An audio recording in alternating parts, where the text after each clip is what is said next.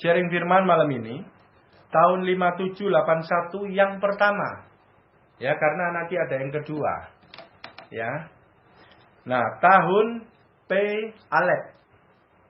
P-nya itu mulut, Alef itu satu. Satu itu yaitu Tuhan sendiri. Angka Tuhan ceritanya, ya. Nah, jadi di huruf Ibraninya itu ditafsir, diartikan tahun Tuhan, tahun mulut Tuhan mengajar. Nah, itu di tahun ini, ya. Nah, ada dua nanti.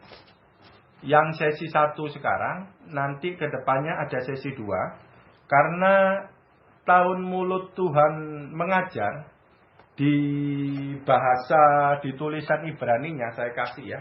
Karena ini bukan presentasi, saya nggak bisa nongolin di layar, ya. Nah, saya nggak bisa nongolin di layar, saya tongolin di sini, ya. Saya tongolin di sini, ya. Nah, ini bacanya Ibrani itu kan dari kanan ke kiri. Ini kanannya itu P, ini Alef. P itu mulut. Dan P itu terdiri dari dua huruf nih. Nah, dua hurufnya itu P, ini P benerannya ini. P-nya. Nah, satunya itu nempel di Alef. Itu namanya Lamed. P, Lamed, Alef. Nah, P itu mulut, Lamed itu tongkat. Seperti tongkat gembala. Nah, Alef itu satu. Satunya itu angka Tuhan. Nah, kalau Lamed digandeng sama Alef, itu artinya Elohim. Allah. Nah, itu. Tuhan. Ya, jadi ini mulut, ini Tuhan. Nah, ini yang diomong mulut Tuhan mengajar karena Lamed itu tongkat. Tongkat gembala, mau menggembalakan. Jadi Tuhan Yesusnya mengajar itu arahnya menggembalakan. Ya. Nah, ini Alef nih. Alef. Nah, Alef itu terdiri dari dua yod. Ini yod, ini yod. Nah, yod ini tongkat. Jadi dua tongkat. Nanti di sesi 2 pembahasannya dua tongkat Tuhan. Dan ini adalah lambang Yesus Kristus, Tuhan Yesus. Kenapa? Ini dua tangan juga. Di sini tuh Vav. Vav itu artinya paku. Nah, ini adalah Tuhan Yesus juru damai yang mendamaikan Bapa, yang mendamaikan Allah dengan manusia. Yaitu di kayu salib. Ini ada paku, ini dua tangan Tuhan Yesus. Ini lambang Yesus. Lambang Tuhan Yesus. Ya, nah jadi di sesi 2 nanti kita bahas mengenai dua tongkat. Nah, yang ini. Yang hari ini mengenai Tuhan mengajar. Ya. Nah, ini pusing-pusing ya, huruf cacing gini ya. Oke, tapi abaikan saja. Yang penting saya sampaikan gitu aja ya. Oke. Sekarang kita masuk dalam pembahasannya ya. Oke. Nah, 5781, kalau posisinya Tuhan itu, mulut Tuhan mau mengajar. Jadi mengajar yang dimaksudkan itu menggembalakan arahnya. Ya, oke. Nah, berarti kalau Tuhan mau mengajar, berarti posisi kita itu adalah mendengar. Mendengar, itu berarti posisi Maria. Nah, posisi Maria duduk diam di kaki Tuhan dan terus mendengarkan perkataan Tuhan. Itu adalah keintiman.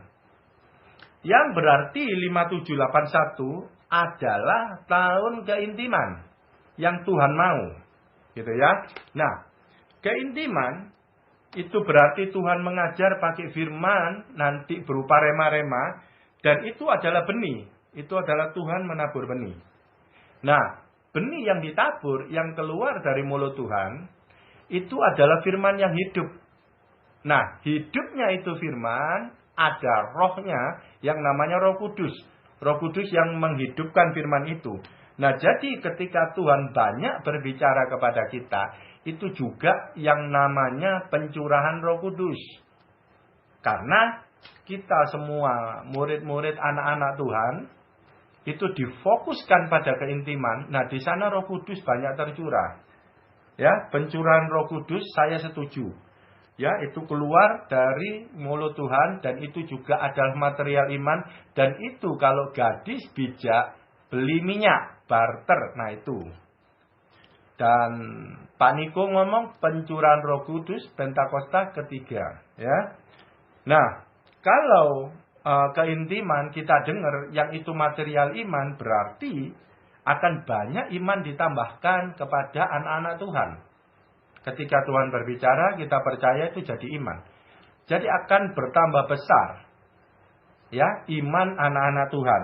Dan ketika iman itu ada, berarti efeknya adalah buah-buah roh. Dan itu adalah pertobatan. Nah, ketika pertobatan banyak, buah-buah roh banyak, maka itu mempengaruhi penuaian jiwa. Karena orang Kristen bersinggungan dengan orang dunia melalui buah-buah roh. Ya, pakai iman itu pasti ada efek kepada orang dunia. Ya, nah itu penuaian jiwa. Nah, seperti di sesi kemarin kita ngomong yang pencuri ya, berbahagialah yang berjaga-jaga. Ini adalah berjaga-jaga. Keintiman adalah berjaga-jaga dan Tuhan ngomong berbahagialah yang berjaga-jaga. Waktu kita masuk dalam keintiman, Tuhan ngomong berjaga-jaga di bahasa aslinya itu supremely blessed. Ya, berkat tertinggi yang didapat barang siapa yang berjaga-jaga. Nah, itu urut-urutannya 5781 tadi. Ya, kurang lebihnya efek dominonya begitu. Ya, oke. Sekarang kita masuk di dalam firman. Ya. Mengenai mengajar. Lukas 9:47.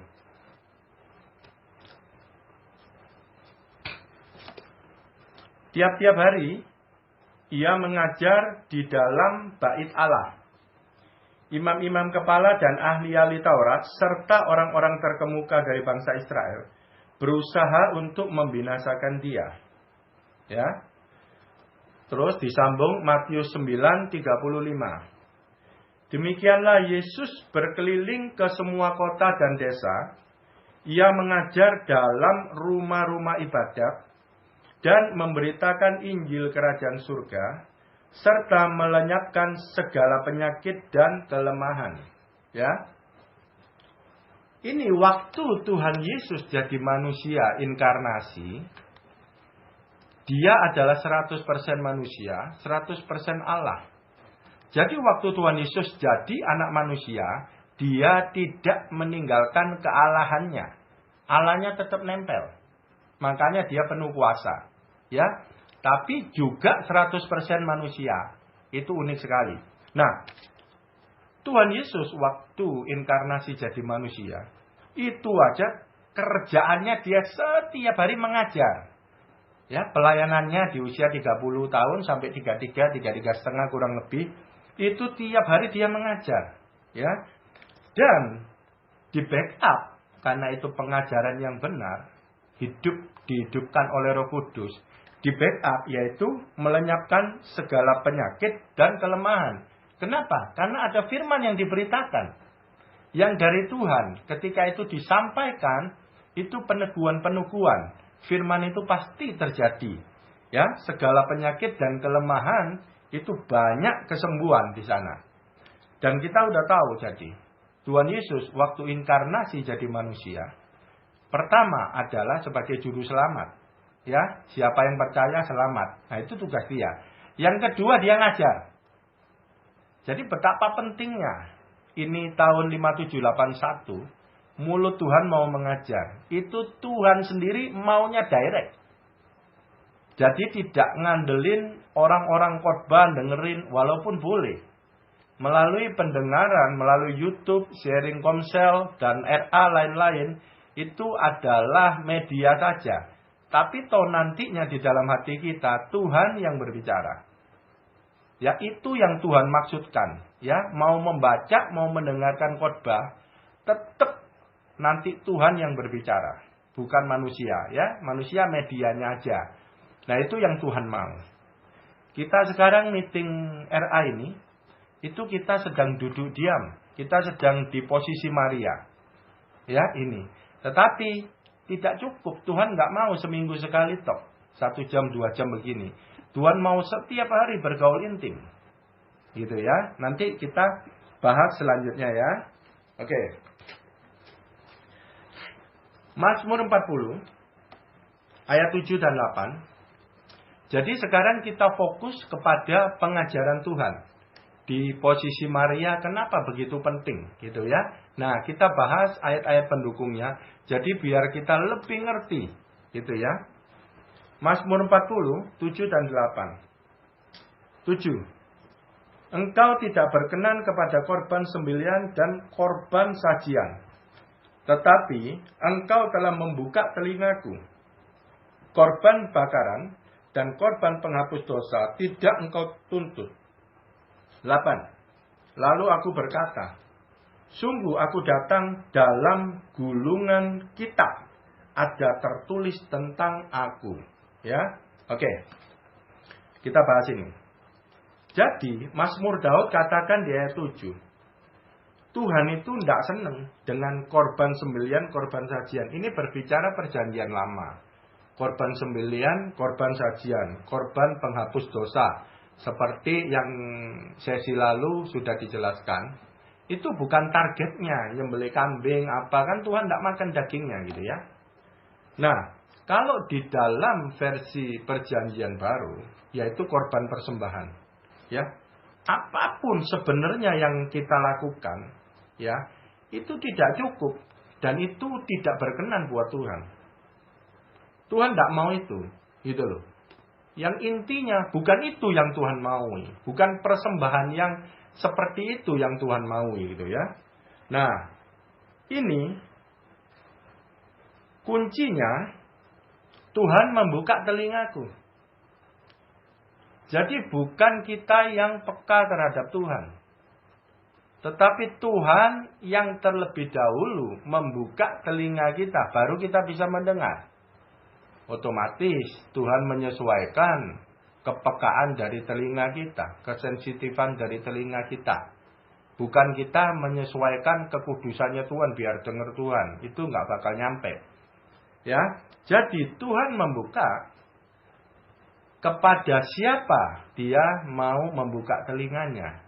Nah, ini kepada siapanya ini nanti akan ada ayat-ayat berikutnya ya.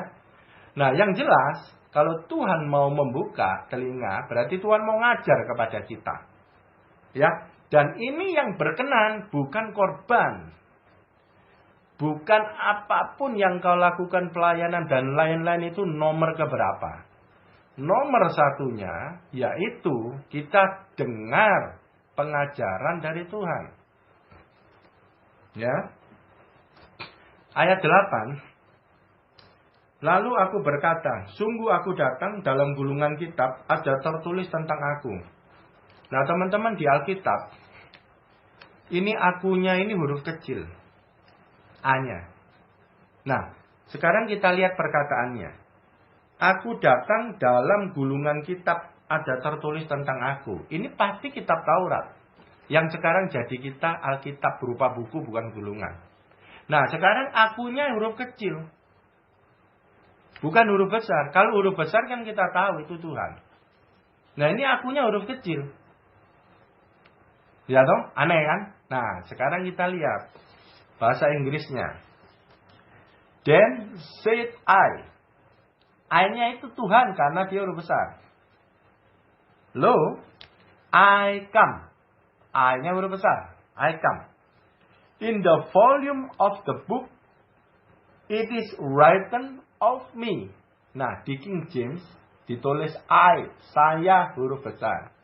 Di bahasa Indonesia A-nya huruf kecil. Jadi kalau kita berpatokan pada Alkitab, kalau huruf besar itu pasti Tuhan atau apa, yang kecil itu manusia, tidak pasti rupanya. Ya, tergantung daripada kalimatnya kita harus baca. Karena di ayat 8 ini ternyata Tuhan yang ngomong. Kalau itu Tuhan yang ngomong harusnya huruf besar A-nya. Tapi nggak apa-apa. Ini kita anggap ini Tuhan. Tuhan berbicara, aku datang. Dalam gulungan kitab ada tertulis tentang aku. Kita ngomong gulungan kitab sekarang itu Alkitab. Walaupun tidak berupa gulungan, berupa di dalam handphone, berupa kertas, buku ya, tapi itu Tuhan. Nah, jadi Tuhan mendatangin kita itu salah satu caranya Alkitab. Dan Tuhan mengajar kita salah satunya pakai Alkitab. Salah satunya ya. Nah, logos itu namanya Alkitab. Berarti logos itu adalah pola pikir otaknya dari Tuhan Yesus semua. Itu logos. Full satu Alkitab itu Tuhan Yesus yang adalah firman. Ya, komplitnya ceritanya logos itu komplitnya versi. Kalau rema itu hanya sekilas. Tapi logos itu pola pikir komplitnya di pikiran Tuhan Yesus, otaknya, yaitu logos, yaitu Alkitab. Nah, makanya Tuhan mendatangin kita pakai Alkitab ini. Nah, betapa kita setiap hari tidak menyentuh Alkitab, tidak di posisi Maria. Jadi, kita abaikan banyak waktu-waktu untuk keintiman dengan Tuhan, untuk membaca Alkitab. Makanya gak heran ada satu ayat Tuhan ngomong, hanya satu yang perlu. Di posisi Maria, baca firman, baca Alkitab. Itu berarti intim sama aku. Di sana waktu kita baca Alkitab, itu Roh Kudus Tuhan aktif. Bapak aktif mengajar. Otomatis melalui Roh Kudus ya. Bukan audible, walaupun kadang-kadang bisa audible. Tapi kalau pengajaran panjang, biasanya melalui Roh Kudus berbicara di dalam hati kita. Ya, karena Roh Kudus tidak berbicara dari dirinya sendiri. Nah, nanti ada poin berikutnya tentang Roh Kudus. Karena Roh Kudus ini berperan banget di dalam pengajaran yang keluar dari mulut Tuhan. Ya. Nah, jadi kalau Tuhan sudah bilang aku mendatangi engkau pakai Alkitab, pakai logos. Apakah kita bisa mengabaikan Alkitab sekarang? Dengan setiap hari kita sibuk dengan berbegitu macam acara-acara dunia, yang dunia maupun rohani, ya. Yang Tuhan ngomong hanya satu yang perlu. Aku mendatangi engkau pakai Alkitab. Apakah engkau menyentuh, membaca pikiranku yang ada di dalam Alkitab, supaya engkau kenal aku, sehingga engkau bisa berubah menjadi seperti aku. Nah, kata-katanya kan kurang lebih seperti itu ya.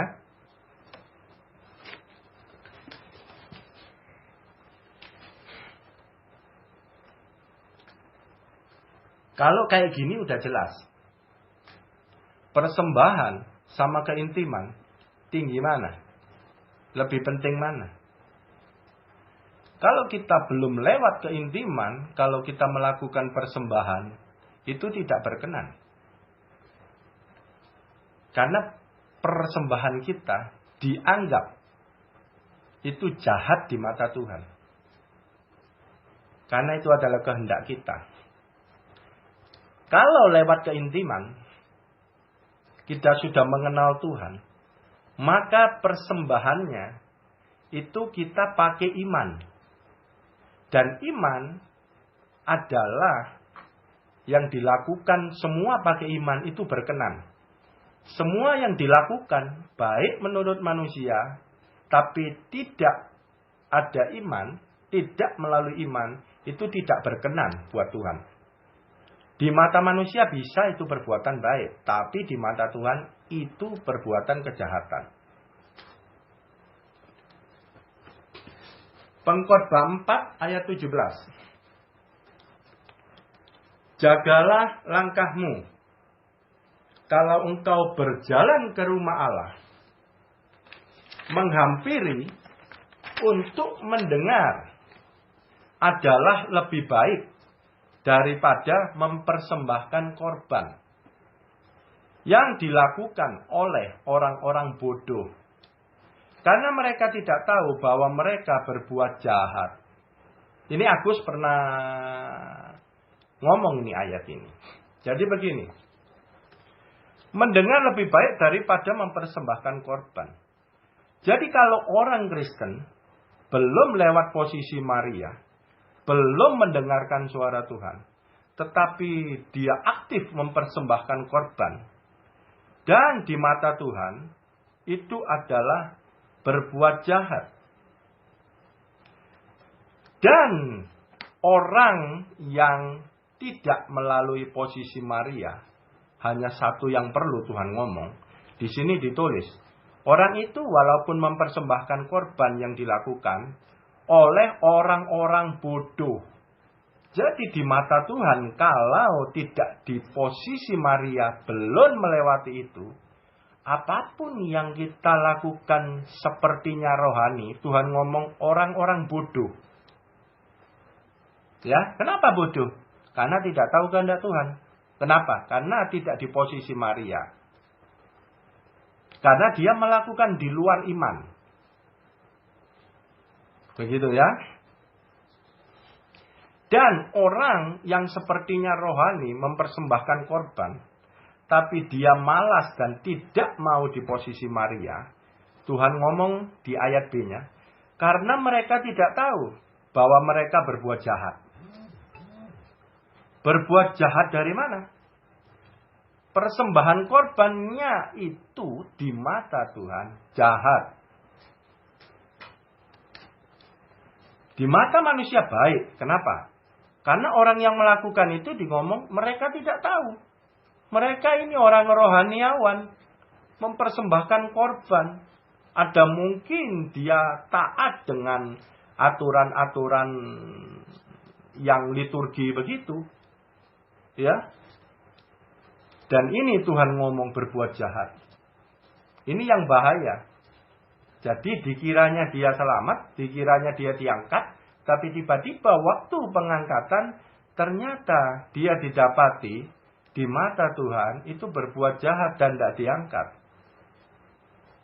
Ya, jadi intinya bukan persembahan. Intinya posisi Maria harus lewat dulu, baru ngomong persembahan. Nggak kenal Tuhan gimana mau memberi persembahan kepada Tuhan? Ya, oke. Ini mengenai pengajaran posisi Maria aja betapa penting. Sekarang kita mulai masuk kepada intinya, ya. Tahun P Alef itu maknanya adalah tahun pengajaran Tuhan, ya. Pengajaran arahnya itu menggembalakan. Ya. Nah, yang tadi saya ngomong, yang Alef huruf terakhir, yang P-nya itu terdiri dari dua, yang satunya Lamed, itu seperti tongkat. Nah, itu yang artinya itu adalah tongkat atau penggiring, gitu ya. Kalau di dalam gembala, orang gembala biasa bawa tongkat, nah itu. Ya, jadi tongkatnya itu untuk mengajar dan menggembalakan. Itu artinya, ya. Oke. Sekarang kita masuk kepada firman-firman yang mengajar. Ya. Yesaya 48:17.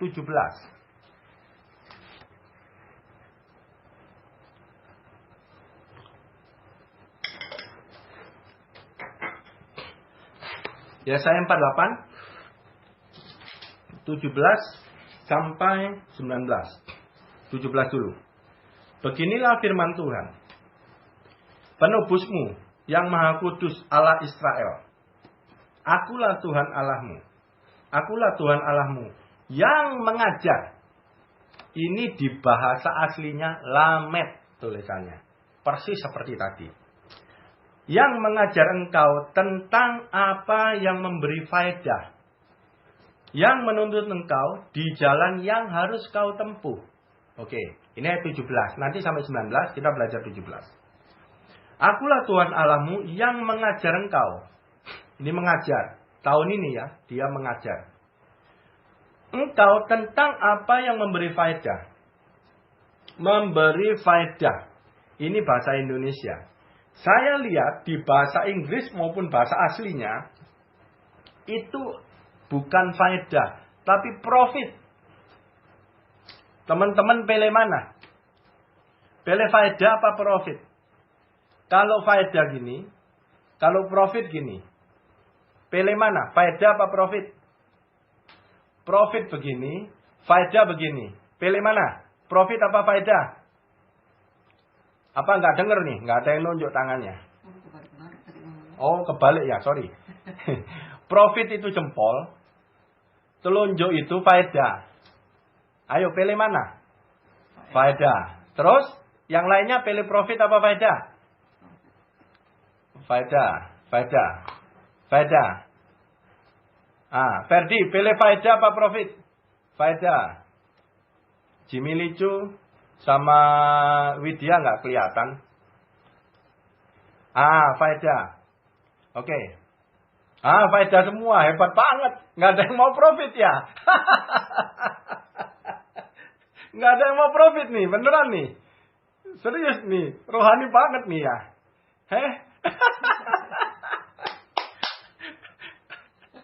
Aduh, kadang orang ya di dalam forum rohani. Pak, yes. Faedah itu lebih besar daripada profit, Pak. Ya. Profit itu bagian kecil daripada faedah, Pak. Ya. Stop. Nah, kalau ditambahi penjelasan seperti Pak Martinus itu bagus. Tapi kalau saya ketemu dua terjemahan yang berbeda, kalau itu dua-duanya baik, saya begini. Kurang dong, ada pilihan, kalau pilih kedua, bapak ketiga.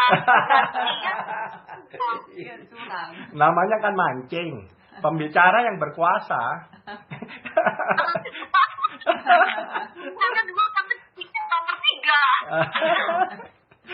Ya, makanya kan di sini salah nggak dihukum.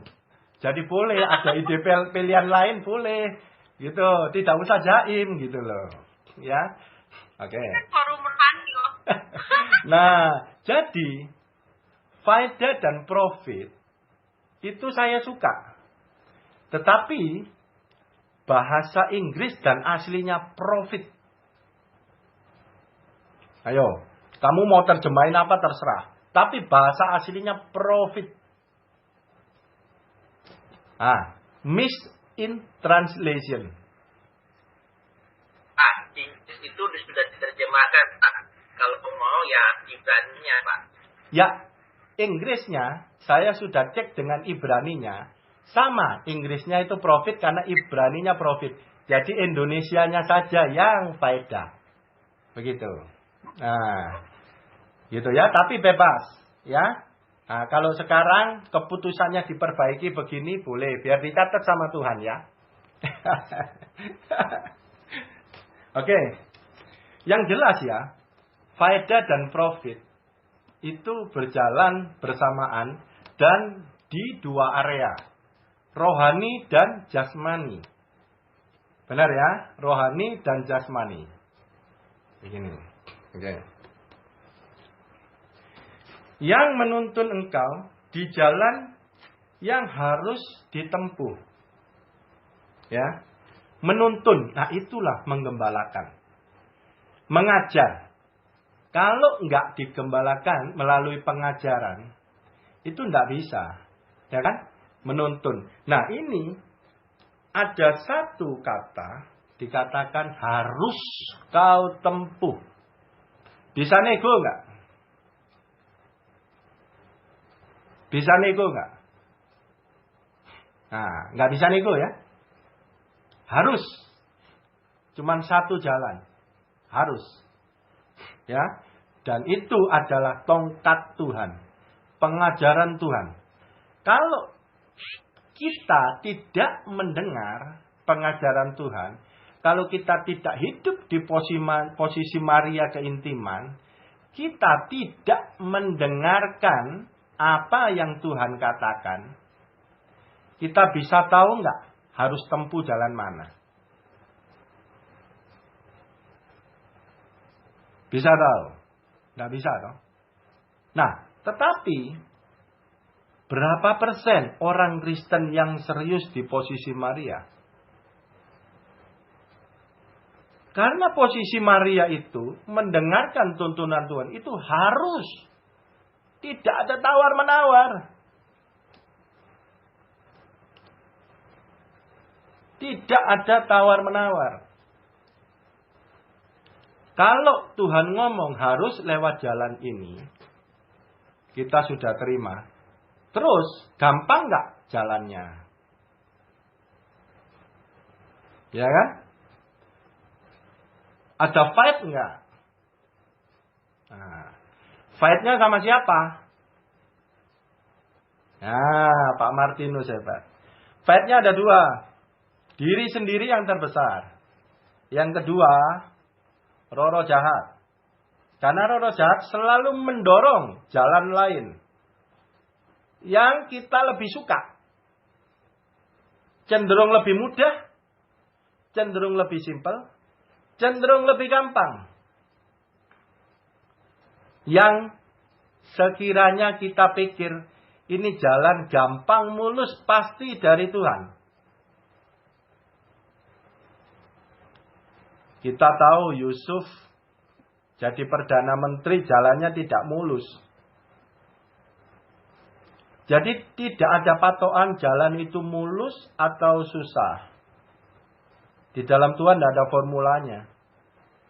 Tergantung Tuhan mau lewatin harus yang kau tempuhnya itu kemana.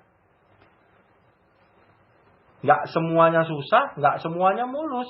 Jadi tidak ada formula. Kalau kita formulakan jalan Tuhan pasti mulus, itu berbahaya sekali. Ya, kurang cocok itu. Menurut saya kurang cocok. Jadi, jalan Tuhan tidak ada formulanya. Formulanya hanya bergantung kepada Tuhan. Keintiman kita. Makanya harus dilatih. Posisi Maria itu setiap hari dilatih bergaul dengan Roh Kudus. Yang semakin hari, Roh Kudus semakin besar, semakin menguasai hati kita dan pikiran kita. Sehingga pikiran kita menyerupai Logos. Jadi apa yang kita putuskan itu sejalan dengan pikiran Kristus. Oke? Jadi di ayat ini saja kita sudah tahu Tuhan menuntun kita. Berarti nomor satu fokus kita di tahun 5781. Ya kita cari tuntunan Tuhan. Tuhan ngomong direct loh. Ya. Tuhan ngomong direct. Fokus kita di posisi Maria. Untuk fokus pertama saja, kita mesti berjuang. Ini belum terima tuntunan ini. Kita harus mengasah dulu telinga kita. Keintiman dengan Roh Kudus. Ya. Karena Tuhan berbicara juga kepada anak-anaknya, tuntunannya sesuai dengan level-level daya tangkap dan lain-lain kerohanian seseorang. Nggak bisa sama gitu ya.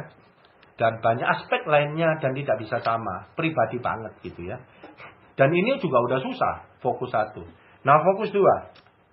Setelah terima tuntunan ajaran. Yang Tuhan ngomong harus. Nggak ada jalan lain. Harus. Ya. Dan harus ini tidak mudah. Seperti Pak Martinus ngomong. Handicapnya, penghalangnya adalah kita sendiri. Apa? Pola pikir yang salah.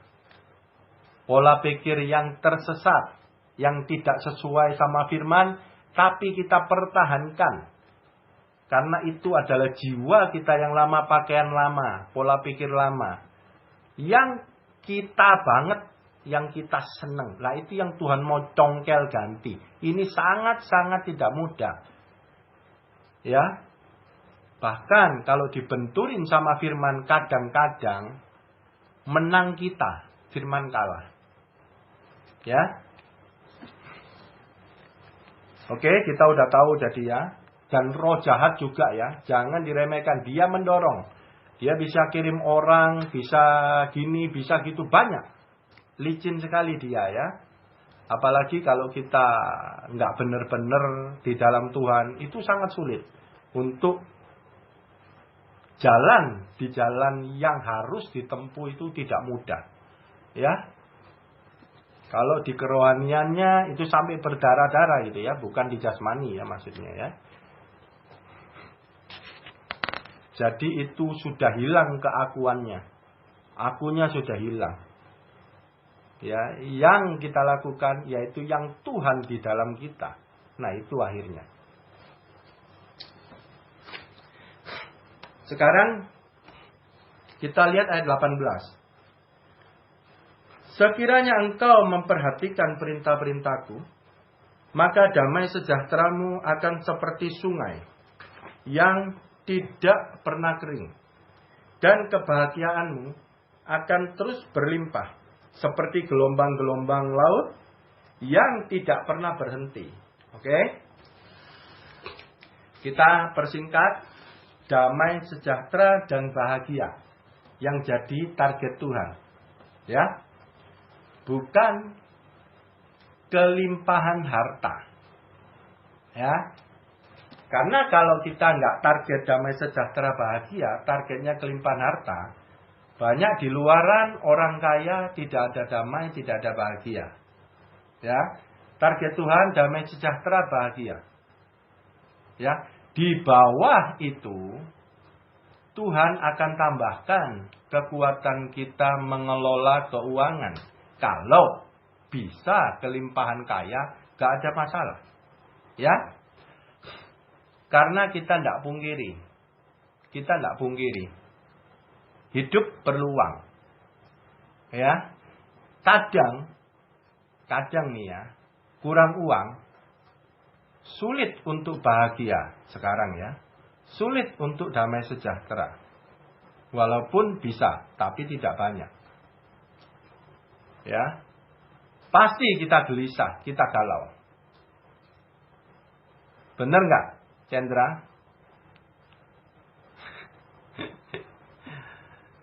Ya, kita apalagi yang orang yang bisnis gitu ya. Kalau mepet-mepet itu galau banget, gitu ya. Nah, jadi yang tadi bicara profit. Yang tadi berbicara faedah, ya, bukan untuk memperkaya diri, tetapi goalnya untuk damai, sejahtera dan bahagia. Karena kalau kita profitnya ditambahin terus hidup kita nggak damai, sejahtera, nggak bahagia, itu bukan target Tuhan. Ya, berarti profitmu kebanyakan sampai gelap, sampai damai sejahtera bahagianya hilang karena profitnya kebanyakan. Jadi profitnya juga diukur supaya target Tuhan tercapai, kita bisa hidup damai sejahtera dan bahagia. Salah satunya ya, karena bukan uang ini patokan damai sejahtera dan bahagia, bukan uang. Patokannya adalah keintiman dengan Tuhan. Ya, keintiman dengan Tuhan. Tetapi kita masih hidup di dunia. Jadi harus seimbang semuanya. Ya, semua faktor harus diperhatikan, harus seimbang. Tidak bisa salah satu dikorbankan. Yang utama adalah Tuhan, keintiman. Karena Dia akan menambahkan semuanya selama kita kuat di dalam Tuhan. Jangan ditambahkan terus kita makin mundur di dalam Tuhan. Keintiman makin kendor. Karena sibuk dan lain-lain. Ya. Sekiranya engkau memperhatikan perintah-perintahku. Ya. Perintah Tuhan diperhatikan. Sama enggak perintah Tuhan dengan jalan yang harus kau tempuh? Sama. Nah, jadi yang kita harus perhatikan di dalam hidup ini perintah Tuhan. Kenapa? Karena setiap hari kita akan membuat keputusan itu beribu-ribu di dalam satu hari. Ya? Apa yang kita tidak putusin itu apa sih? Dari bangun tidur sampai tidur lagi itu berapa ribu keputusan kita buat. Ya, apalagi orang kerja, apalagi orang bisnis. Makanya Tuhan ngomong, perhatikan perintahku. Roh kita harus kuat firman-Nya sehingga tidak digoyangkan dengan sistem dunia yang korupsi, yang jelek. Sehingga kita kompromi.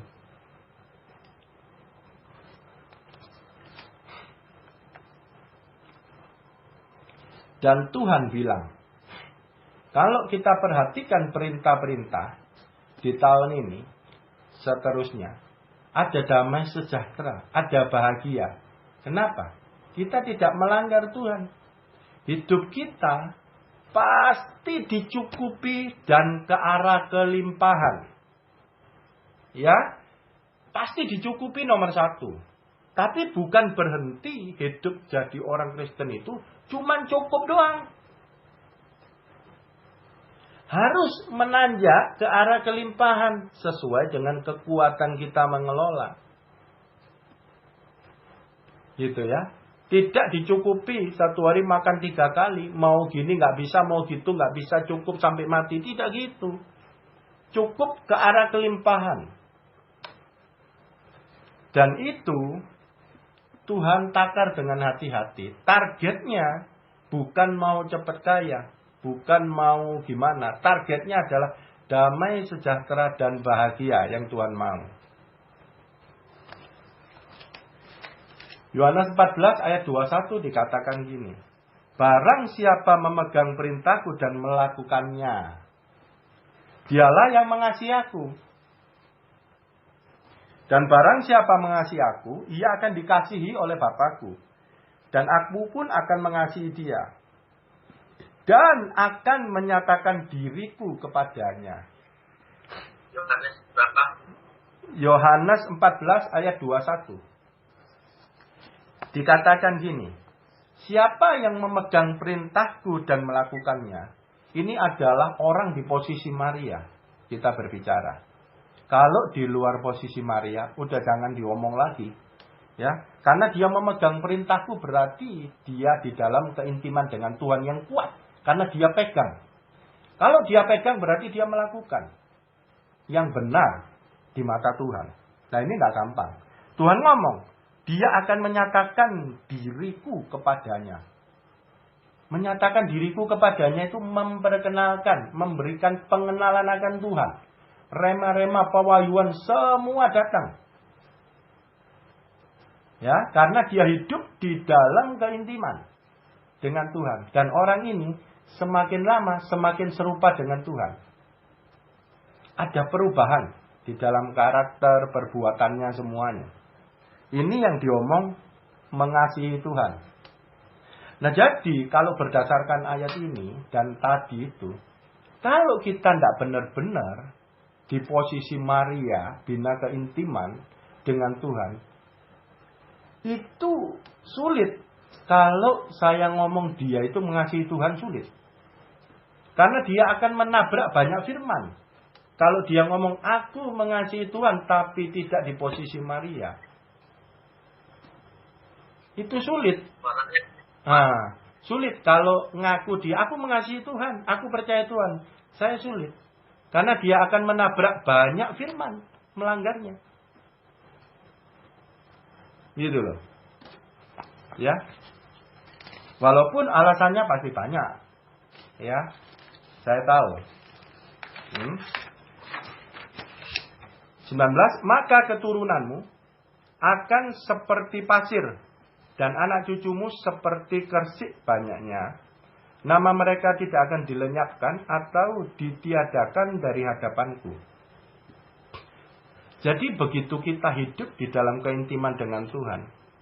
Kita dapat faedah, dapat profit, dapat damai sejahtera. Terus dapat kebahagiaan. Dan buah-buah roh kita menjadi contoh buat anak-anak kita. Dan jaminan Tuhan bilang, itu baik bukan buat kita sendiri. Anak cucu kita sampai 2 turunan Tuhan perhatikan. Siapa yang bisa jaga anak 24 jam? Tidak ada yang bisa. Yang bisa jaga 24 jam itu cuma Tuhan. Jadi ketika kita mengambil komitmen keintiman dengan Tuhan, itu bukan untuk pribadi kita juga. Itu juga kita belain untuk anak cucu kita juga.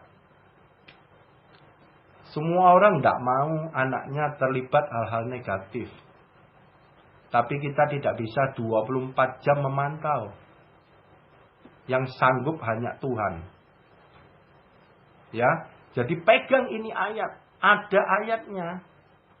Ketika kita percaya sama Tuhan, kita dengar ayat ini, kita pegang. Dan itu yang dinamakan Tuhan akan menggenapi janji-janjinya.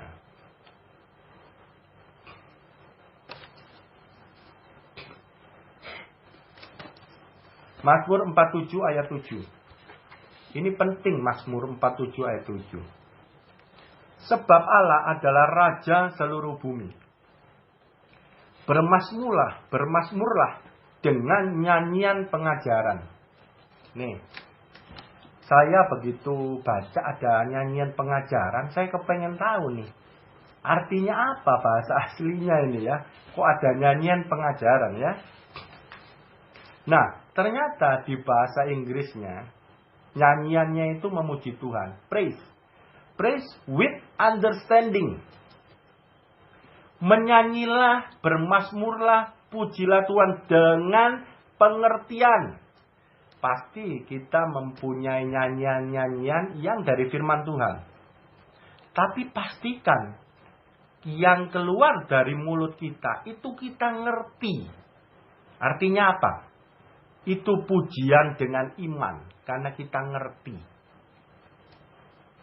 Kalau pujian kepada Tuhan dalam keadaan tidak mengerti, itu berarti kan omong kosong. Benar gak?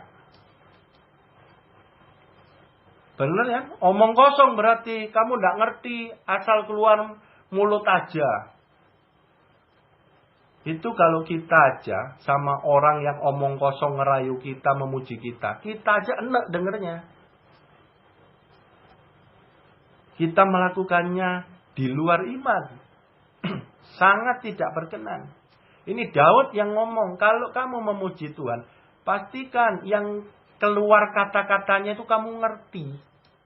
Jadi powerful pujiannya itu nyampe ke tahta Tuhan. Dan itu menyenangkan Tuhan.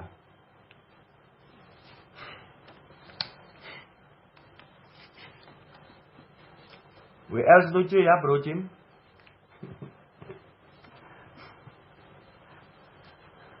Oke, sekarang Mazmur 49 ayat 20. Ini Daud ngomong. Manusia yang dengan segala kegemilangannya. Ini di ayat-ayat sebelumnya itu berbicara orang yang kaya raya secara jasmani harta melimpah. Nah, jadi disingkat. Manusia yang dengan segala kegemilangannya ya, tidak mempunyai pengertian. Boleh disamakan dengan hewan yang dibinasakan. Ya, orang walaupun banyak duitnya, mau kayak gimana pun, kalau dia tidak mempunyai pengertian, di mata Tuhan, seperti hewan. Sadis nggak Daud ngomong? Gak memiliki pengertian. Tuhan ngomong, Daud ngomong seperti hewan. Yang gak bisa dikendalikan. Yang gak ada hubungan, mau-maunya sendiri. Dan yang gak enaknya, hewan itu yang dibinasakan. Masuk neraka. Jadi penting gak pengertian akan Tuhan. Akan pengenalan Tuhan. Yang didapatkan tidak ada jalan lain keintiman dengan Tuhan. Posisi Maria. Saya kaget lihat ayat ini. Karena kalau tanpa pengertian, walaupun harta melimpah, harta tidak ada artinya di depan Tuhan.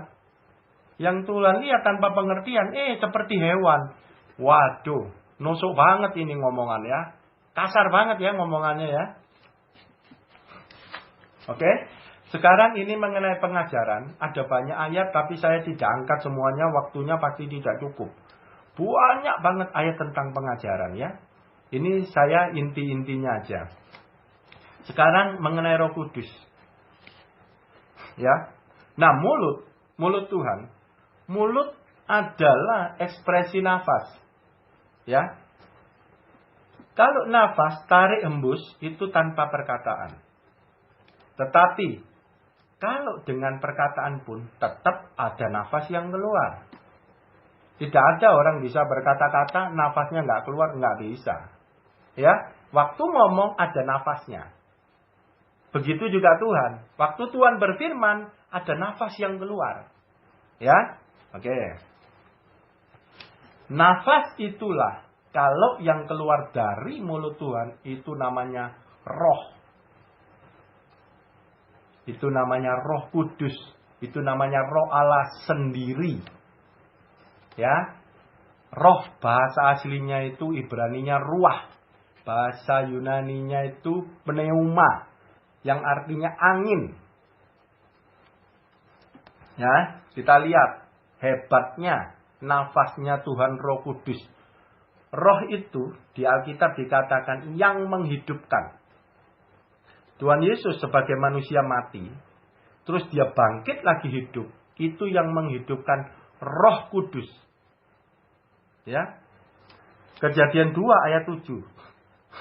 Ketika itu Tuhan Allah membentuk manusia dari debu tanah dan menghembuskan nafas hidup ke dalam hidungnya.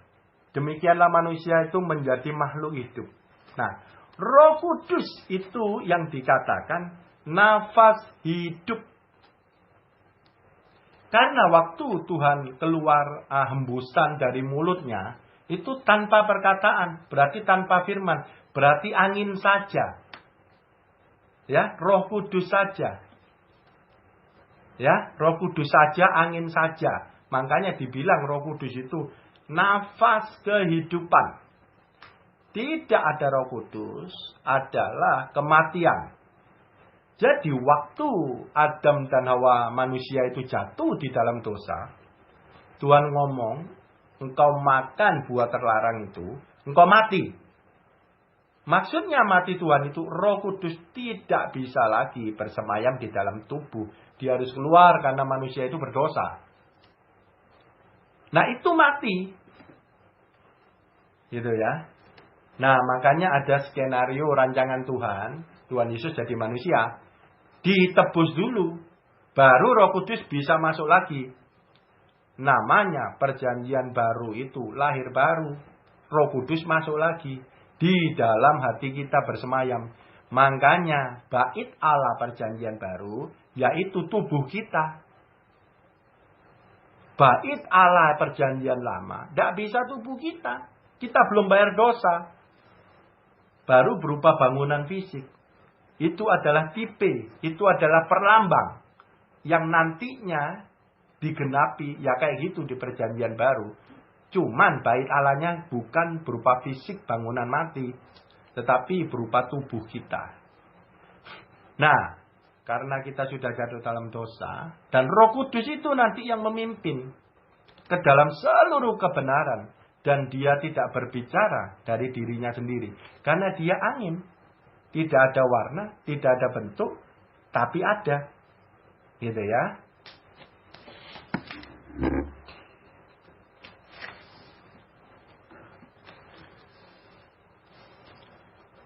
Matius 4 ayat 4 dikatakan begini. Tetapi Yesus menjawab. Ada tertulis. Manusia hidup bukan dari roti saja. Tetapi dari setiap firman yang keluar dari mulut Allah. Nah, ini lain lagi. Manusia hidup bukan roti saja. Ini berbicara jasmani. Yang seperti tadi sudah saya jelaskan ya. Kita nggak bahas. Yang kita bahas. Manusia hidup yang di mata Tuhan dikatakan oleh setiap firman yang keluar dari mulut Allah. Nah, firman adalah perkataan. Itu adalah kehendak Tuhan. Kalau keluar dari mulut Tuhan. Dan itu ketika keluar dari mulut Tuhan, perkataan Tuhan, itu pasti dibarengin dengan nafas. Karena tidak bisa. Bicara, nafas nggak keluar, nggak bisa. Jadi perkataan itu pasti ada nafasnya yang keluar. Barengin perkataan itu. Jadi perkataan Tuhan itu sakti banget karena dia nempel dengan Roh Kudus. Makanya firman yang keluar dari mulut Tuhan tidak akan pernah kembali dengan sia-sia karena Roh Kudus yang bergerak. Nah, firman yang keluar dari mulut Tuhan, yang Roh Kudus nempel di firman itu, lah itulah yang namanya roh kebenaran. Roh Kudus yang sudah nempel dengan firman, roh kebenaran. Jadi roh dan kebenaran gabung jadi satu. Roh Kudus tidak berbicara dari dirinya sendiri. Jadi dia ikut apa yang kata Bapak katakan, Tuhan Yesus katakan, nah dia ikut. Begitu, ya. Itu namanya roh kebenaran. Dan roh kebenaran yang firman keluar dari mulut Tuhan, itu adalah material iman. Karena iman timbul dari pendengaran.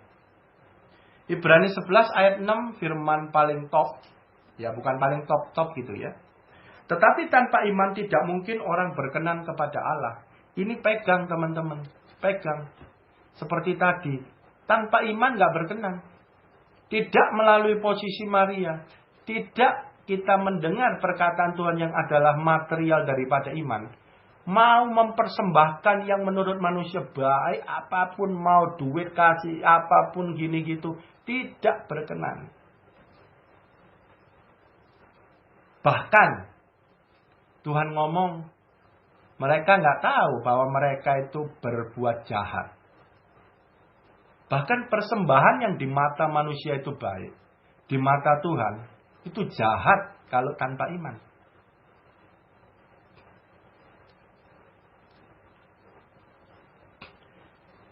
Yohanes 4 ayat 24. Ini penting banget. Kayaknya dari tadi firmannya penting. Gak ada yang gak penting ya teman-teman ya. Yohanes 4, 24. Allah itu roh. Dan barang siapa menyembah dia, harus menyembahnya dalam roh dan kebenaran. Ini hari ini Tuhan ajari kita menyembah dalam roh dan kebenaran adalah ketika kita melakukan jalan yang harus kita tempuh, yaitu pengajarannya. Firman yang keluar dari mulutnya itu adalah kebenaran firman yang gandeng dengan Roh Kudus. Itu kita harus menyembah. Menyembah artinya taat. Apapun di posisi Maria waktu kita dengar perkataan Tuhan dan itu mengandung Roh Kudus, itu adalah roh dan kebenaran gandeng jadi satu, tidak bisa dipisahkan. Jadi kalau menyembah roh dan kebenaran adalah kita mendengar perkataan Tuhan dan kita harus lakukan itu menyembah roh di dalam kebenaran, menyembah roh dan kebenaran. Karena kalau menyembah roh saja, Roh Kudusnya saja, Roh Kudus tidak berbicara dari dirinya sendiri. Jadi harus ada firmannya. Firman yang keluar dari mulut Tuhan. Yang itu adalah kebenaran. Dan itu nempel dengan Roh Kudus. Namanya roh kebenaran. Dan itu yang harus jalan kau tempuh. Nah, waktu kita berjalan, nah itulah menyembah di dalam roh dan kebenaran. Artinya apa? Kita berbuah. Kita ada di dalam pertobatan. Nah itu adalah bukti iman kita hidup yang menyelamatkan.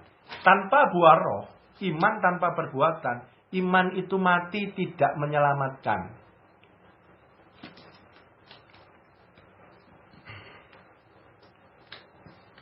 Jadi penyembahan dimulai dari posisi Maria. Karena kalau tidak mendengar suara Tuhan, tidak ada material dari iman yang kita terima. Terus mau ngapain? Berbuat baik pun di mata Tuhan jahat. Mempersembahkan loh kepada Tuhan itu baik banget. Tapi Tuhan ngomong itu jahat. Contoh, Kita banyak duit nih. Kita nyumbang. Baik kan? Baik. Di mata manusia baik. Di mata Tuhan berbuat jahat. Karena itu kita lakukan di luar iman. Ya, bisa diterima, bisa tidak. Lah, tapi itu tulisannya, firmannya begitu.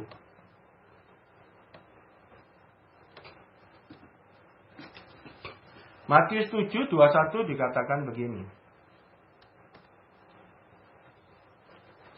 Bukan setiap orang yang berseru kepadaku, Tuhan, Tuhan, akan masuk ke dalam kerajaan surga.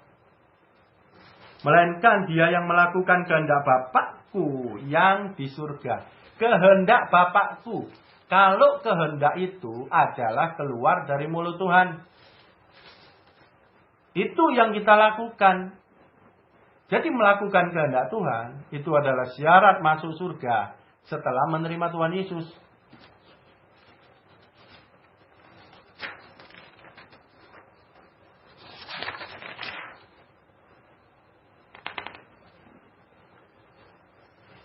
Jadi setelah terima Tuhan Yesus, kita masih hidup lama, kita harus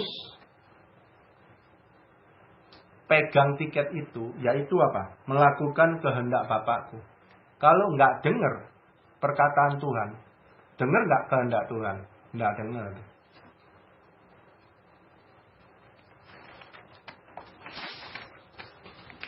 Hosea 4 ayat 6 pasti ingat, umatku binasa karena kurang pengetahuan. Ya. Nah, roh kebenaran itu nafas Tuhan. Biar saya cepetin ya. Yohanes 16:13 dikatakan ini. Apabila ia datang, yaitu roh kebenaran, ia akan memimpin kamu ke dalam seluruh kebenaran. Nah, roh kebenaran itu yang hidup, yang keluar dari mulut Tuhan kita terima. Itu yang memimpin ke dalam seluruh kebenaran. Itu yang dinamakan berproses. Jadi firman 1 ketika disampaikan kepada 50 orang, itu 50 orang berproses dari levelnya masing-masing. Jadi tidak bisa sama. Itu namanya berproses. Orang SD bisa baca Alkitab. SMA bisa. S1 bisa. Profesor pun bisa baca Alkitab. Tetapi yang dapat dari anak SD, SMP, SMA dari profesor juga beda-beda sesuai dengan proses dan levelnya. Semua bisa baca, gitu ya. Jadi firman itu hidup banget, dia pribadi bicara kepada kita. Ya. Sulit? Enggak sulit. Kalau Tuhan sudah ngomong ya enggak sulit. Sulit karena mungkin kita yang enggak nyampe. Tapi ya, kita tunggu Tuhan. Ada saatnya nanti nyampe. Ia tidak berkata dari dirinya sendiri. Dia angin. Ya. Dia angin. Dia tidak berwarna, tidak berbau. Ya. Tidak berkata dari dirinya sendiri. Makanya simbolnya angin. Tetapi segala sesuatu yang didengarnya, dikatakannya dan ia memberitakan kepadamu hal-hal yang akan datang. Memberitakan kepadamu. Nah, firman itu keluar, itu bareng Roh Kudus, yaitu namanya Roh kebenaran. Nah, itu yang memberitakan. Roh Kudus itu berbicara sama roh kita di dalam hati. Makanya penting banget jaga hati. Kalau hati terlalu banyak kedagingan, kita tidak bisa dengar suara Roh Kudus. Hati kita terlalu banyak pesta pora kedagingan, kalau diomong di Alkitab itu ya. Mabuk-mabukan. Nah, itu tidak bisa. Bukan mabuk minum loh ya. Mabuk dengan hal-hal duniawi. Tidak bisa dengar suara Roh Kudus. Itu berbahaya. Kalau pengangkatan berbahaya posisinya. Saya nggak mau menghakimi tapi waspada, hati-hati. Lebih bagus tinggalkan, jaga hati.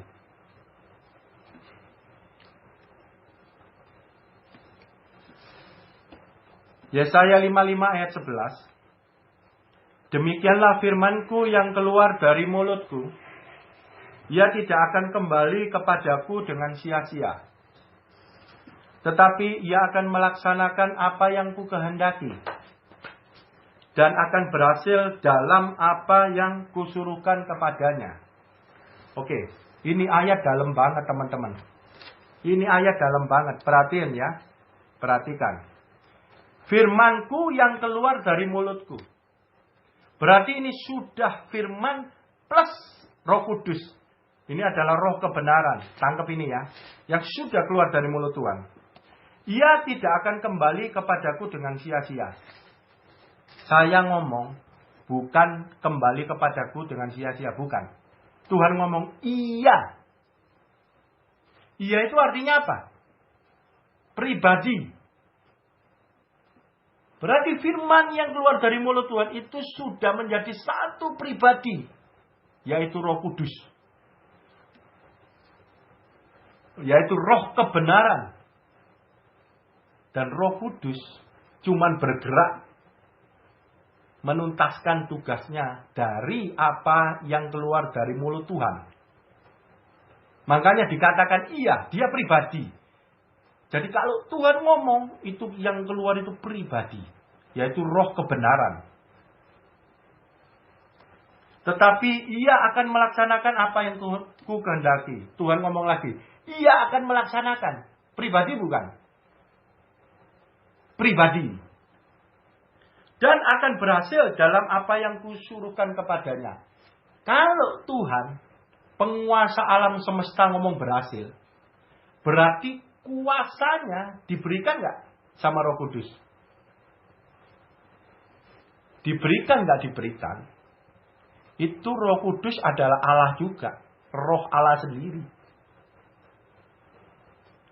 Jadi kuasanya Roh Kudus yang beroperasi di bumi ini powerful. Tidak ada yang mustahil bagi dia. Makanya sering-sering di posisi Maria. Bina keintiman dengan Roh Kudus. Karena dia adalah pribadi di dalam dunia yang super power. Tidak ada yang menyamai dia. Dia yang melakukan semua rencana Tuhan di bumi. Dengan kekuatan penuh sama seperti Bapa. Pegang Roh Kudus. Tidak ada yang mustahil. Buat kita.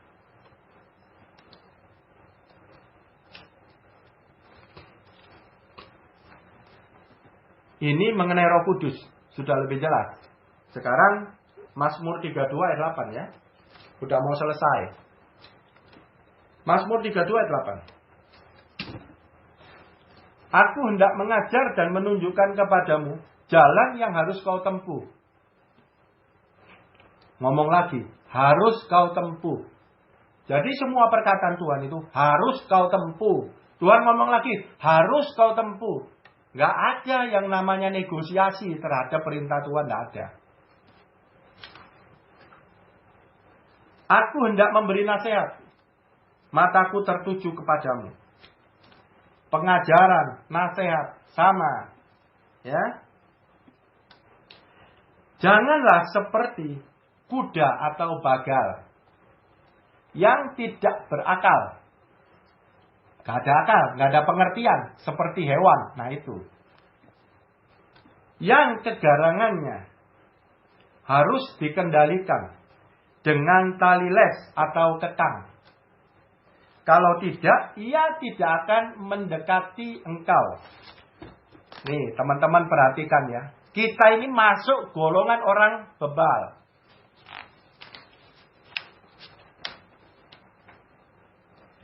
Yang kegarangannya, ini jadi fokus kita kegarangannya. Di kitab bahasa Inggris, King James, bukan kegarangan, understanding. Understanding. Ya. Kalau orang bebal, ya, pengertiannya itu melenceng, jadi harus dikendalikan dengan tali les atau kekang. Tahu nggak tali les kekang? Nih, tak kasih teman-teman. Nih, tali les atau kekang. Ini kuda, ini tali. Tali les atau kekang, ini kekang di mulutnya. Nah ini kalau mau belok kanan, tarik kanan, mau belok kiri, tarik kiri. Ya, Tuhan nggak suka itu. Tuhan nggak mau. Maunya kita mengerti dia sedalam mungkin. Jadi nggak usah ditarik kanan, kita sudah ngerti harus ke kanan. Nggak usah ditarik kiri, kita sudah ngerti harus ke kiri. Ya, pengertian pengenalan akan Tuhan.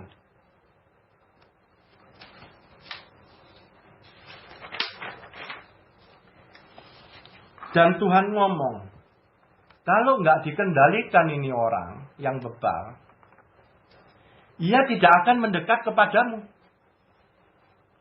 Maunya Tuhan itu kita dekat kepada dia dengan sukarela, dengan ngerti bahwa saya butuh Tuhan, saya mau masuk di posisi Maria. Tidak perlu dikendalikan oleh tali les dan kekang. Ngerti nggak tali les dan kekang itu apa? Itu keadaan yang memaksa kita harus belok kanan, harus belok kiri. Dan itu tidak enak. Harus masuk di dalam posisi Maria. Melalui keadaan yang nggak enak. Kita itu banyak. Kalau keadaan kecepit, kita itu kuat banget mendekat pada Tuhan. Puasa pun dijalanin yang nggak pernah puasa. Hebat banget. Doa nambah-nambah. Ya. Semua liturgi agamawi gua lewati. Mendekat kepada Tuhan. Dengan tali les dan kekang. Maunya Tuhan dekat itu dengan kesadaran. Dengan pengertian gua butuh Tuhan. Gua bener sayang sama Tuhan. Mengasihi Tuhan. Bukan dengan keadaan tertentu baru kita dekat sama Tuhan.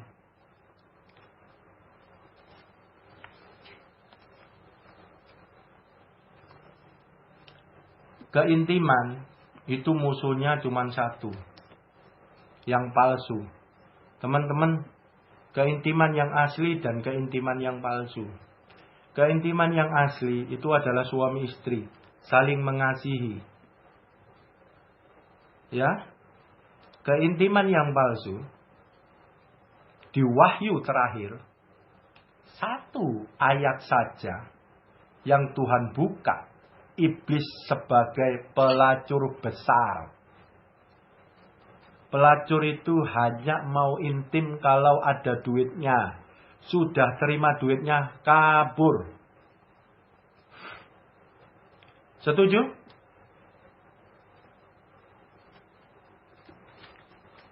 Pelacur besar. Ini yang menggoda anak-anak Tuhan. Supaya meninggalkan keintiman dengan Tuhan. Dia menawarkan keintiman dengan dia. Setan. Yaitu keintiman dengan dunia. Lebih enak buat daging kita. Tapi binasa. Itu namanya pelacur besar. Dan banyak dari kita kadang tidak sengaja. Kita dekat sama Tuhan pada waktu kita butuh saja. Mirip dengan PSK.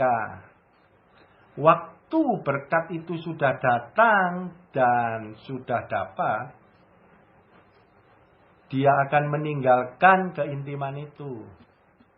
Mirip. Ini hati-hati di akhir zaman. Tuhan ngomong di wahyu. Pelacur besar.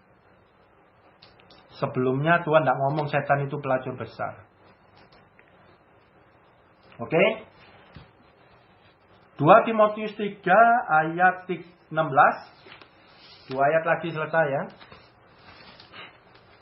Segala tulisan yang diilhamkan Allah memang bermanfaat untuk mengajar, untuk menyatakan kesalahan, untuk memperbaiki kelakuan, dan untuk mendidik orang dalam kebenaran. Tulisan yang diilhamkan Allah. Alkitab bukan. Alkitab. Fungsinya banyak ya. Mengajar, menyatakan kesalahan, memperbaiki kelakuan, mendidik orang dalam kebenaran. Kalau kita rambu-rambu dari Alkitab ini, cuman dengerin 1 minggu sejam 2 jam. Cukup nggak? Sedang 1 hari ada ribuan yang kita harus bikin keputusan. Mau gak mau, kita harus bergaul erat dengan Alkitab di posisi Maria. Kalau kita bergaul erat, kita diajar, banyak kesalahan kita dikoreksi. Kelakuannya ini orang pasti berubah. Kalau dia tidak berubah kelakuannya, berarti yang dia lakukan itu liturgi. Tidak ada rohnya.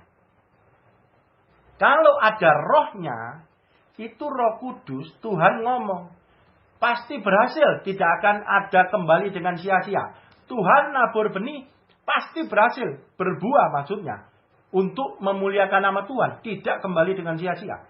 Jadi kalau di dalam kehidupannya yang sepertinya rohani, tapi perbuatan kelakuannya tidak berubah, berarti yang dia lakukan liturgi saja, tidak ada Roh Kudus. Mati.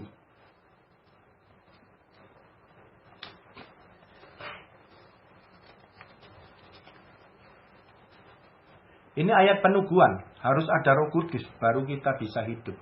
Karena yang memberi kekuatan itu Roh Kudus. Yehezkiel 36, 26, saya cepetin ya. Kamu akan kuberikan hati yang baru. Pak Niko sudah ngomong ya. Dan roh yang baru di dalam batinmu. Aku akan menjauhkan dari tubuhmu hati yang keras. Dan akan kuberikan kepadamu hati yang taat. Roh yang baru, Roh Kudus. 27. Rohku akan kuberikan diam di dalam batinmu. Rohku, Roh Kudus, akan membuat kamu hidup menurut segala ketetapanku. Nah, menurut segala ketetapanku. Kan berarti kita melakukan jalan yang harus kita tempuh. Siapa yang menyanggupan? Roh Kudus.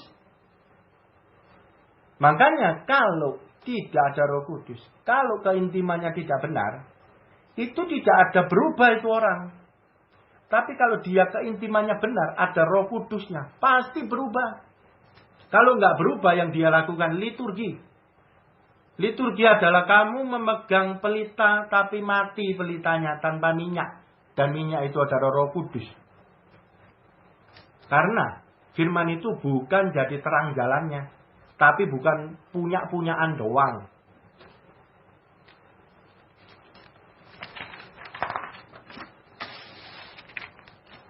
Oke. Berbicara Roh Kudus. Hukum Taurat, Perjanjian Lama dan Perjanjian Baru, mana yang berat? Perjanjian Lama itu ini, Perjanjian Baru itu. Perjanjian Lama telunjuk, Perjanjian Baru jempol. Berat mana? Perjanjian Lama dan Perjanjian Baru. Pak Martin, Perjanjian Lama lebih berat. Oke, yang lainnya? Perjanjian Lama sama Perjanjian Baru berat mana? Off semua ya? Perjanjian Lama. Oke?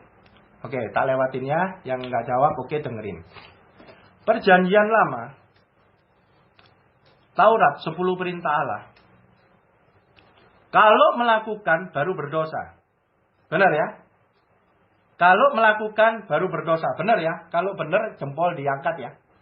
Ntar saya kirain tidur semua nih. Biar gini ya, biar ada interaksi ya. Perjanjian Lama, melanggar, ketemu, baru itu berbuat dosa, dihukum. Perjanjian Baru, kita lihat. Matius 5:28. Tetapi aku berkata kepadamu, setiap orang yang memandang perempuan serta mengingininya, sudah berzinah dengan dia di dalam hatinya. Baru mengingininya, belum dieksekusi, sudah berdosa. Itu perjanjian baru. Perjanjian Lama, dieksekusi, baru berdosa. Tahu bedanya nggak sekarang? Perjanjian Baru dan Perjanjian Lama. Berat mana? Berat Perjanjian Lama apa berat Perjanjian Baru? Kalau logik baru lebih sama, lebih berat, Pak. Tapi karena kasih karunia Tuhan. Ya, kita tidak bahas kasih karunia, tapi bahas lebih berat mana. Nah, jadi Perjanjian baru nongol di hati aja berdosa. Perjanjian lama enggak. Dieksekusi baru dosa. Kenapa? Ada alasannya. Roh Kudus. Waktu perjanjian lama itu tidak bersemayam di tubuh dosa yang belum bayar lunas. Makanya kalau eksekusi dilakukan baru dosa. Perjanjian baru kita sudah dibayar lunas dosa kita. Roh Kudus ada di dalam hati kita.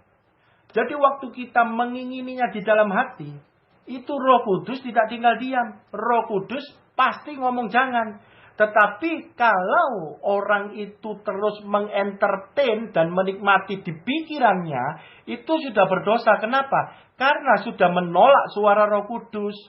Karena sudah tidak mengindahkan suara Roh Kudus. Yang Roh Kudus itu tidak berkata dari dirinya sendiri.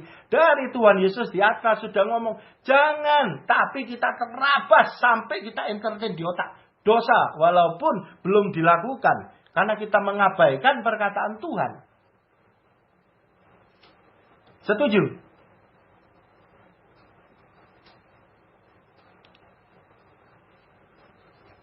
Perjanjian baru.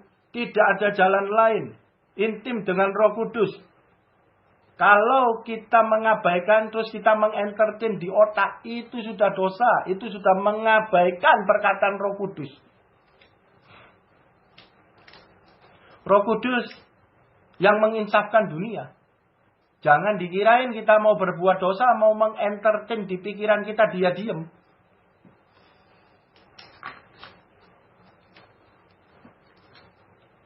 Dia diem karena kita sudah menolaknya. Itu dosa. Oke, terakhir ya. Kita mau membersihkan kotoran kita dan itu tidak mudah yang di dalam hati kita. Kita sendiri tidak tahu. Hanya Tuhan yang tahu.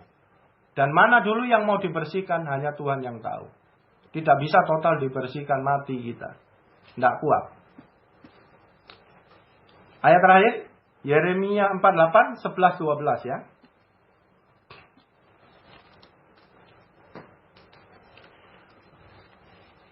Moab hidup aman dari sejak masa mudanya. Dia hidup tenang seperti anggur di atas endapannya. Tidak dituangkan dari tempayan yang satu ke tempayan yang lain. Tidak pernah masuk ke dalam pembuangan. Sebab itu rasanya tetap padanya. Dan baunya tidak berubah. Oke, nanti 12 satu-satu. Hidup aman sejak masa mudanya. Ini orang mapan banget. Ini bahasa figuratif. Ya, bukan asli. Jadi butuh tafsiran. Ini bahasa figuratif, bukan asli. Butuh tafsiran. Jadi pelan-pelan teman-teman mikir. Ya, pelan-pelan mikir. Hidup tenang seperti anggur di atas endapan. Anggur kalau baru diperes, ya, ditaruh di gentong, ya, besok dilihat itu endapannya ada di bawah, beningnya di atas, endapan itu kotoran. Dan hidup tenang, tidak ada yang menggoyang, semua kecukupan.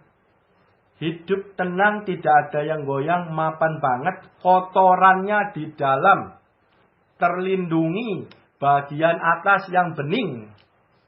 Dan kotoran itu yang Tuhan mau hilangkan. Dan orang terlalu mapan, tidak mau di posisi Maria, ini dikatakan, dia tidak mau dituang dari tempayan satu ke tempayan lain. Jadi anggur itu kalau mau dibersihkan, besoknya endapannya itu di bawah misalnya 5 cm. Ya, 2 cm lah kita ngomong. Itu tempayan dituangkan ke tempayan lain. Pelan-pelan sampai yang terakhir kotorannya jangan ikut. Nah berarti kan kotorannya lebih dikit. Ya, nah terus dituang terus sampai kotorannya habis. Nah itu dia tidak mau dituang dari tempayan satu ke tempayan lain, dia nggak mau. Ya, pertama. Yang kedua, tidak pernah masuk dalam pembuangan. Anggur kalau mau enak ditaruh di gudang dengan suhu tertentu, dengan lama baru dia ada perubahan. Makanya kalau jual wine yang tahunnya lama paling mahal. Begitu ya. Nah, ini tidak mau dalam pembuangan. Hidupnya mau bebas semau gue. Tidak mau dalam pembuangan. Pembuangan itu seperti posisi Maria. Menyendiri dengan Tuhan. Gak mau. Sebab itu, rasanya tetap dan baunya tidak berubah. Ini loh. Rasanya tetap itu apa? Rasa. Perbuatannya tetap nggak berubah. Dan baunya tidak berubah. Bau itu apa? Bau nggak kelihatan. Tafsiran saya itu perkataan. Jadi perbuatan dan perkataannya orang yang mapan pikirannya ini, yang nggak mau digoncang, yang nggak mau dibersihkan, perbuatannya dan perkataannya sama. Tidak ada berubah. Ya, ini yang Tuhan nggak mau. Oke, ayat 12. Terakhir ya. Sebab itu, sesungguhnya waktunya akan datang. Orang yang di posisi mapan, Tuhan ngomong, waktunya akan datang. Tuhan Maha Kuasa tapi tidak Maha Sabar. Sabar ada batasnya. Waktunya akan datang. Demikianlah firman Tuhan bahwa aku akan mengiring kepadanya tukang-tukang yang akan menuangkannya, mencurahkan tempayan-tempayannya, dan memecahkan buyung-buyungnya. Jadi, akhirnya Tuhan ada waktunya. Engkau dipaksa, kemapananmu dibongkar sama Tuhan. Tuhan ngomong, Dia akan mengirimkan tukang-tukang. Tukang-tukang, Dia akan mengirimkannya. Ini yang dikirim Tuhan, tukang-tukang ini, yang dikirim Tuhan, ya, menurut saya, ini adalah hamba-hamba Allah. Ini orang Kristen, yang dia sudah dewasa, dikirimkannya. Dan ini adalah pekerjaan yang tidak enak. Kenapa? Pasti disalah mengerti. Orang sudah enak-enak. Ini dituang-tuang terus. Dituang adalah dimurnikan. Ada berhentinya? Nggak ada. Terus dituang.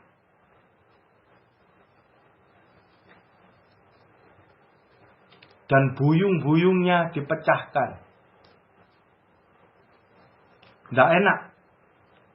Dan orang ini yang Tuhan kirim biasanya tidak disukai. Dan banyak disalah mengerti. Banyak disalah mengerti. Nah, jadi teman-teman, kita jangan terlalu keras. Kalau firman sudah disampaikan, Tuhan maunya rasa dan bau kita itu berubah. Itu namanya berbuah melalui pertobatan. Dari ayat awal sampai sekarang, cuman satu, kita baru ngerti Tuhan ngomong. Hanya satu yang perlu, baru kita ngerti. Ini perlu banget, super. Yaitu Lukas 10 ayat 39. Posisi Maria, duduk diam dan terus mendengarkan perkataan Tuhan. Baru kita bisa dikatakan hidup mempunyai iman. Di luar itu perbuatan baik, bahkan persembahan kepada Tuhan pun Tuhan bilang itu perbuatan jahat. Karena dilakukan di luar iman. Oke, terima kasih teman-teman. Firman sudah selesai.